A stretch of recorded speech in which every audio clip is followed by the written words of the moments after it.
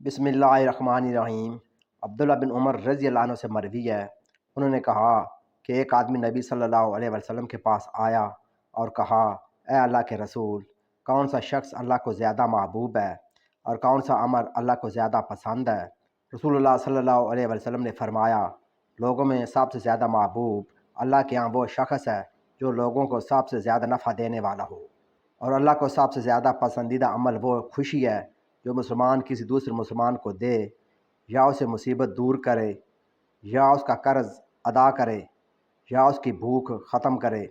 اور اگر میں کسی بھائی کے ساتھ اس کی ضرورت پوری کرنے کے لیے چلوں تو یہ مجھے اس مسجد یعنی مسجد نبوی میں ایک ماہ اعتکاف میں بیٹھنے سے زیادہ محبوب ہے۔ جس شخص نے اپنا غصہ روکا، اللہ تعالیٰ اس کے عیوب پر پردہ ڈال دے گا۔ جو شخص اپنے غصے کے مطابق عمل کرنے کی طاقت کے باوجود اپنے غصے کو پی گیا، اللہ تعالیٰ قیامت کے دن اس کے دل کو امید سے بھر دے گا۔ اور جو شخص اپنے بھائی کے ساتھ اس کی ضرورت پوری ہونے تک اس کے ساتھ چلا تو اللہ تعالیٰ اسے اس دن ثابت قدم رکھے گا جس دن قدم ڈگمگا رہے ہوں گے۔ اور یقیناً بد اخلاقی عمل کو خراب کر دیتی ہے، جس طرح سرکہ شہد کو خراب کر دیتا ہے۔